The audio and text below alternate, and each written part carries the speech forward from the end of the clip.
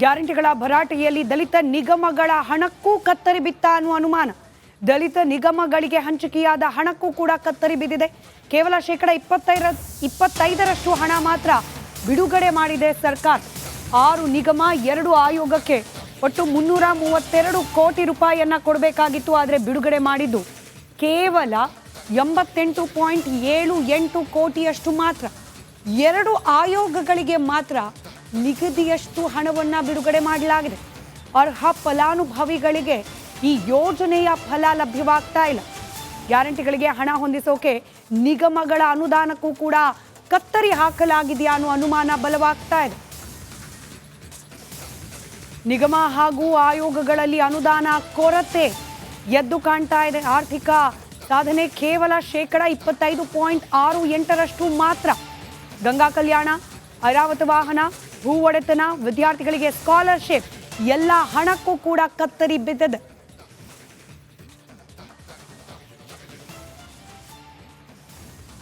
ಮತ್ತಷ್ಟು ಡೀಟೇಲ್ಸ್ ನಮ್ಮ ಪ್ರತಿನಿಧಿ ಸುರೇಶ್ ನೀಡ್ತಾ ಹೋಗ್ತಾರೆ, ನೇರ ಸಂಪರ್ಕದಲ್ಲಿದ್ದಾರೆ. ಸುರೇಶ್, ಗ್ಯಾರಂಟಿ ಹೊರೆ ಆಗೋದಿಲ್ಲ, ಬಜೆಟ್ನಲ್ಲಿ ಪ್ರತ್ಯೇಕವಾಗಿ ಹಣ ಎತ್ತಿಡ್ತೇವೆ, ಹೀಗಾಗಿ ಗ್ಯಾರಂಟಿಯಿಂದಾಗಿ ಬೇರೆ ಯಾವುದೇ ಅಭಿವೃದ್ಧಿ ಯೋಜನೆಗಳು ಕುಂಠಿತವಾಗಲ್ಲ, ಇದು ಕಾಂಗ್ರೆಸ್ನ ಭರವಸೆ. ಅಭಿವೃದ್ಧಿ ಹೊಸದಾಗಿ ಮಾಡೋದಿರ್ಲಿ, ಕೊಡಬೇಕಾದ ನಿಗಮಗಳಿಗೆ ಹಣ ಕೊಡ್ಲಿಕ್ಕೂ ಕೂಡ ಸರ್ಕಾರದ ಬೊಕ್ಕಸದಲ್ಲಿ ಹಣ ಖಾಲಿ ಆಯ್ತಾ ಅನ್ನೋ ಅನುಮಾನಕ್ಕೆ ಕಾರಣವಾಗ್ತಾ ಇದೆ ಈ ಡೇಟಾ.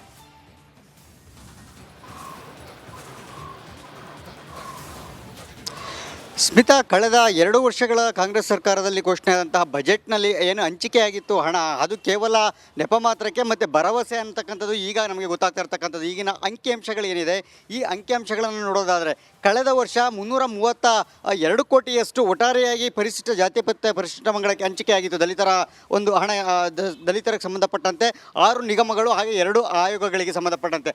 ಆದರೆ ಅದರಲ್ಲಿ ಶೇಕಡ 25ರಷ್ಟು ಕೂಡ ಹಂಚಿಕೆ ಆಗಿಲ್ಲ ಅಂತಕ್ಕಂಥದ್ದು ನಿಜಕ್ಕೂ ಕೂಡ ಆಶ್ಚರ್ಯ ಉಂಟು ಮಾಡುವಂಥದ್ದು.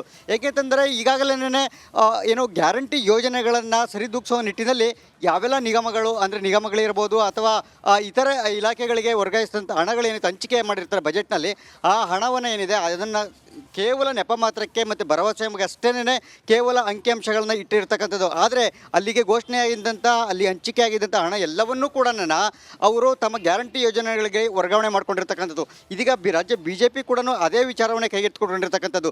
ಏನು 6 ನಿಗಮಗಳು ಸಂಬಂಧಪಟ್ಟಂತೆ ಅಂಬೇಡ್ಕರ್ ಅಭಿವೃದ್ಧಿ ನಿಗಮ ಇರ್ಬೋದು, ಹಾಗೆಯೇ ತಾಂಡ ಅಭಿವೃದ್ಧಿ ನಿಗಮಗಳಿರ್ಬೋದು, ಬೋವಿ ಅಭಿವೃದ್ಧಿ ನಿಗಮಗಳಿರ್ಬೋದು, ಯಾವುದಕ್ಕೂ ಕೂಡ ಘೋಷಣೆ ಆಧಾರದಲ್ಲಿ 25% ಏನಿದೆ ಅದಕ್ಕಿಂತಲೂ ಕಡಿಮೆ ಹಣವನ್ನು ಹಂಚಿಕೆ ಮಾಡಿರ್ತಕ್ಕಂಥದ್ದು. ಉಳಿದ ಹಣ ಆಗಿದ್ರೆ ಯಾಕೆ ಸುಮ್ಮನೆ ಭರವಸೆಯನ್ನು ಕೊಡಬೇಕು ಸಮುದಾಯಗಳಿಗೆ ಅಂತಕ್ಕಂಥದ್ದು.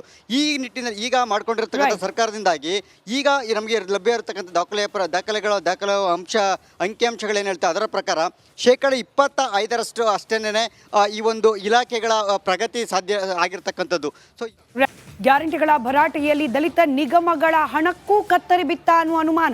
ದಲಿತ ನಿಗಮಗಳಿಗೆ ಹಂಚಿಕೆಯಾದ ಹಣಕ್ಕೂ ಕೂಡ ಕತ್ತರಿ ಬಿದ್ದಿದೆ. ಕೇವಲ ಶೇಕಡ 25ರಷ್ಟು ಹಣ ಮಾತ್ರ ಬಿಡುಗಡೆ ಮಾಡಿದೆ ಸರ್ಕಾರ. 6 ನಿಗಮ 2 ಆಯೋಗಕ್ಕೆ ಒಟ್ಟು 332 ಕೋಟಿ ರೂಪಾಯಿಯನ್ನ ಕೊಡಬೇಕಾಗಿತ್ತು. ಆದರೆ ಬಿಡುಗಡೆ ಮಾಡಿದ್ದು ಕೇವಲ 88.78 ಕೋಟಿಯಷ್ಟು ಮಾತ್ರ. 2 ಆಯೋಗಗಳಿಗೆ ಮಾತ್ರ ನಿಗದಿಯಷ್ಟು ಹಣವನ್ನ ಬಿಡುಗಡೆ ಮಾಡಲಾಗಿದೆ. ಅರ್ಹ ಫಲಾನುಭವಿಗಳಿಗೆ ಈ ಯೋಜನೆಯ ಫಲ ಲಭ್ಯವಾಗ್ತಾ ಇಲ್ಲ. ಗ್ಯಾರಂಟಿಗಳಿಗೆ ಹಣ ಹೊಂದಿಸೋಕೆ ನಿಗಮಗಳ ಅನುದಾನಕ್ಕೂ ಕೂಡ ಕತ್ತರಿ ಹಾಕಲಾಗಿದೆಯಾ ಅನ್ನೋ ಅನುಮಾನ ಬಲವಾಗ್ತಾ ಇದೆ. ನಿಗಮ ಹಾಗೂ ಆಯೋಗಗಳಲ್ಲಿ ಅನುದಾನ ಕೊರತೆ ಎದ್ದು ಕಾಣ್ತಾ ಇದೆ. ಆರ್ಥಿಕ ಸಾಧನೆ ಕೇವಲ ಶೇಕಡ 25.68ರಷ್ಟು ಮಾತ್ರ. ಗಂಗಾ ಕಲ್ಯಾಣ, ಐರಾವತ ವಾಹನ, ಭೂ ಒಡೆತನ, ವಿದ್ಯಾರ್ಥಿಗಳಿಗೆ ಸ್ಕಾಲರ್ಶಿಪ್ ಎಲ್ಲ ಹಣಕ್ಕೂ ಕೂಡ ಕತ್ತರಿ ಬಿದ್ದಿದೆ.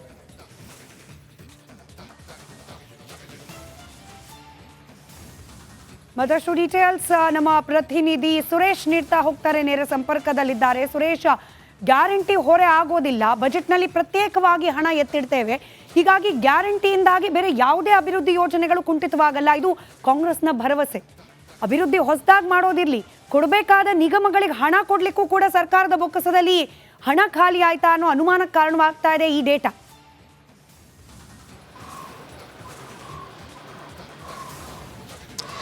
ಸ್ಮಿತಾ, ಕಳೆದ 2 ವರ್ಷಗಳ ಕಾಂಗ್ರೆಸ್ ಸರ್ಕಾರದಲ್ಲಿ ಘೋಷಣೆಯಾದಂತಹ ಬಜೆಟ್ನಲ್ಲಿ ಏನು ಹಂಚಿಕೆಯಾಗಿತ್ತು ಹಣ, ಅದು ಕೇವಲ ನೆಪ ಮಾತ್ರಕ್ಕೆ ಮತ್ತು ಭರವಸೆ ಅಂತಕ್ಕಂಥದ್ದು ಈಗ ನಮಗೆ ಗೊತ್ತಾಗ್ತಾ ಇರ್ತಕ್ಕಂಥದ್ದು. ಈಗಿನ ಅಂಕಿಅಂಶಗಳು ಏನಿದೆ, ಈ ಅಂಕಿಅಂಶಗಳನ್ನು ನೋಡೋದಾದರೆ ಕಳೆದ ವರ್ಷ 332 ಕೋಟಿಯಷ್ಟು ಒಟ್ಟಾರೆಯಾಗಿ ಪರಿಶಿಷ್ಟ ಜಾತಿ ಮತ್ತು ಪರಿಶಿಷ್ಟ ಪಂಗಡಕ್ಕೆ ಹಂಚಿಕೆಯಾಗಿತ್ತು. ದಲಿತರ ಒಂದು ಹಣ, ದಲಿತರಿಗೆ ಸಂಬಂಧಪಟ್ಟಂತೆ 6 ನಿಗಮಗಳು ಹಾಗೆ 2 ಆಯೋಗಗಳಿಗೆ ಸಂಬಂಧಪಟ್ಟಂತೆ. ಆದರೆ ಅದರಲ್ಲಿ 25% ಕೂಡ ಹಂಚಿಕೆ ಆಗಿಲ್ಲ ಅಂತಕ್ಕಂಥದ್ದು ನಿಜಕ್ಕೂ ಕೂಡ ಆಶ್ಚರ್ಯ ಉಂಟು ಮಾಡುವಂಥದ್ದು. ಏಕೆಂತಂದರೆ ಈಗಾಗಲೇ ಏನೋ ಗ್ಯಾರಂಟಿ ಯೋಜನೆಗಳನ್ನು ಸರಿದೂಗಿಸುವ ನಿಟ್ಟಿನಲ್ಲಿ ಯಾವೆಲ್ಲ ನಿಗಮಗಳು, ಅಂದರೆ ನಿಗಮಗಳಿರ್ಬೋದು ಅಥವಾ ಇತರ ಇಲಾಖೆಗಳಿಗೆ ವರ್ಗಾಯಿಸಿದಂಥ ಹಣಗಳೇನಿದೆ ಹಂಚಿಕೆ ಮಾಡಿರ್ತಾರೆ ಬಜೆಟ್ನಲ್ಲಿ, ಆ ಹಣವನ್ನು ಏನಿದೆ ಅದನ್ನು ಕೇವಲ ನೆಪ ಮಾತ್ರಕ್ಕೆ ಮತ್ತು ಭರವಸೆ ಅಷ್ಟೇನೆ ಕೇವಲ ಅಂಕಿಅಂಶಗಳನ್ನ ಇಟ್ಟಿರ್ತಕ್ಕಂಥದ್ದು. ಆದರೆ ಅಲ್ಲಿಗೆ ಘೋಷಣೆಯಾಗಿದ್ದಂಥ, ಅಲ್ಲಿ ಹಂಚಿಕೆ ಆಗಿದ್ದಂಥ ಹಣ ಎಲ್ಲವನ್ನೂ ಕೂಡ ಅವರು ತಮ್ಮ ಗ್ಯಾರಂಟಿ ಯೋಜನೆಗಳಿಗೆ ವರ್ಗಾವಣೆ ಮಾಡ್ಕೊಂಡಿರ್ತಕ್ಕಂಥದ್ದು. ಇದೀಗ ರಾಜ್ಯ BJP ಕೂಡ ಅದೇ ವಿಚಾರವನ್ನೇ ಕೈಗೆತ್ತಿಕೊಂಡಿರ್ತಕ್ಕಂಥದ್ದು. ಏನು 6 ನಿಗಮಗಳು ಸಂಬಂಧಪಟ್ಟಂತೆ ಅಂಬೇಡ್ಕರ್ ಅಭಿವೃದ್ಧಿ ನಿಗಮ ಇರ್ಬೋದು, ಹಾಗೆಯೇ ತಾಂಡ ಅಭಿವೃದ್ಧಿ ನಿಗಮಗಳಿರ್ಬೋದು, ಬೋವಿ ಅಭಿವೃದ್ಧಿ ನಿಗಮಗಳಿರ್ಬೋದು, ಯಾವುದಕ್ಕೂ ಕೂಡ ಘೋಷಣೆ ಆಧಾರದಲ್ಲಿ 25% ಏನಿದೆ ಅದಕ್ಕಿಂತಲೂ ಕಡಿಮೆ ಹಣವನ್ನು ಹಂಚಿಕೆ ಮಾಡಿರ್ತಕ್ಕಂಥದ್ದು. ಉಳಿದ ಹಣ ಆಗಿದ್ರೆ ಯಾಕೆ ಸುಮ್ಮನೆ ಭರವಸೆಯನ್ನು ಕೊಡಬೇಕು ಸಮುದಾಯಗಳಿಗೆ ಅಂತಕ್ಕಂಥದ್ದು. ಈ ನಿಟ್ಟಿನಲ್ಲಿ ಈಗ ಮಾಡ್ಕೊಂಡಿರ್ತಕ್ಕಂಥ ಸರ್ಕಾರದಿಂದಾಗಿ ಈಗ ನಮಗೆ ಲಭ್ಯ ಇರತಕ್ಕಂಥ ದಾಖಲೆ ಅಂಕಿಅಂಶಗಳೇನು ಹೇಳ್ತಾ ಅದರ ಪ್ರಕಾರ 25% ಅಷ್ಟೇನೆ ಈ ಒಂದು ಇಲಾಖೆಗಳ ಪ್ರಗತಿ ಸಾಧ್ಯ ಆಗಿರ್ತಕ್ಕಂಥದ್ದು. ಸೊ ಗ್ಯಾರಂಟಿಗಳ ಭರಾಟೆಯಲ್ಲಿ ದಲಿತ ನಿಗಮಗಳ ಹಣಕ್ಕೂ ಕತ್ತರಿ ಬಿತ್ತ ಅನ್ನುವ ಅನುಮಾನ. ದಲಿತ ನಿಗಮಗಳಿಗೆ ಹಂಚಿಕೆಯಾದ ಹಣಕ್ಕೂ ಕೂಡ ಕತ್ತರಿ ಬಿದ್ದಿದೆ. ಕೇವಲ 25% ಹಣ ಮಾತ್ರ ಬಿಡುಗಡೆ ಮಾಡಿದೆ ಸರ್ಕಾರ. 6 ನಿಗಮ 2 ಆಯೋಗಕ್ಕೆ ಒಟ್ಟು 332 ಕೋಟಿ ರೂಪಾಯಿಯನ್ನ ಕೊಡಬೇಕಾಗಿತ್ತು. ಆದರೆ ಬಿಡುಗಡೆ ಮಾಡಿದ್ದು ಕೇವಲ 88.78 ಕೋಟಿಯಷ್ಟು ಮಾತ್ರ. 2 ಆಯೋಗಗಳಿಗೆ ಮಾತ್ರ ನಿಗದಿಯಷ್ಟು ಹಣವನ್ನು ಬಿಡುಗಡೆ ಮಾಡಲಾಗಿದೆ. ಅರ್ಹ ಫಲಾನುಭವಿಗಳಿಗೆ ಈ ಯೋಜನೆಯ ಫಲ ಲಭ್ಯವಾಗ್ತಾ ಇಲ್ಲ. ಗ್ಯಾರಂಟಿಗಳಿಗೆ ಹಣ ಹೊಂದಿಸೋಕೆ ನಿಗಮಗಳ ಅನುದಾನಕ್ಕೂ ಕೂಡ ಕತ್ತರಿ ಹಾಕಲಾಗಿದೆಯಾ ಅನ್ನೋ ಅನುಮಾನ ಬಲವಾಗ್ತಾ ಇದೆ. ನಿಗಮ ಹಾಗೂ ಆಯೋಗಗಳಲ್ಲಿ ಅನುದಾನ ಕೊರತೆ ಎದ್ದು ಕಾಣ್ತಾ ಇದೆ. ಆರ್ಥಿಕ ಸಾಧನೆ ಕೇವಲ 25.68% ಮಾತ್ರ. ಗಂಗಾ ಕಲ್ಯಾಣ, ಐರಾವತ ವಾಹನ, ಭೂ ಒಡೆತನ, ವಿದ್ಯಾರ್ಥಿಗಳಿಗೆ ಸ್ಕಾಲರ್ಶಿಪ್ ಎಲ್ಲ ಹಣಕ್ಕೂ ಕೂಡ ಕತ್ತರಿ ಬಿದ್ದಿದೆ.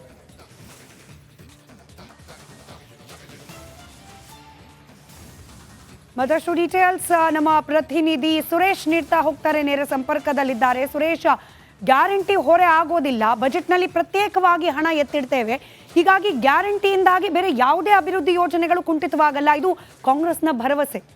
ಅಭಿವೃದ್ಧಿ ಹೊಸದಾಗಿ ಮಾಡೋದಿರಲಿ, ಕೊಡಬೇಕಾದ ನಿಗಮಗಳಿಗೆ ಹಣ ಕೊಡ್ಲಿಕ್ಕೂ ಕೂಡ ಸರ್ಕಾರದ ಬೊಕ್ಕಸದಲ್ಲಿ ಹಣ ಖಾಲಿ ಆಯ್ತಾ ಅನ್ನೋ ಅನುಮಾನಕ್ಕೆ ಕಾರಣವಾಗ್ತಾ ಇದೆ ಈ ಡೇಟಾ.